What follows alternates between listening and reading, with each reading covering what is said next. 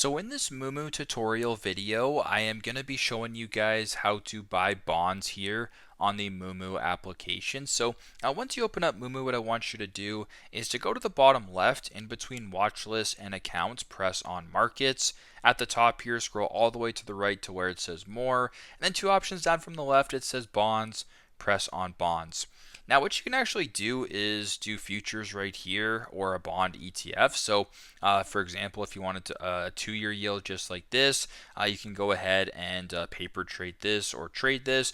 You can also go to bond ETFs right here. If you want this bond or whatever, you can view a bunch of different bond ETFs. So if you want the Vanguard Total Bond Market, for example, press on this, then go to the bottom left, press on trade, press on buy, and you can go through the process this way. So very simple, very straightforward. That is how to buy bonds on Moomoo. Thanks again for watching, and I hope this video helps.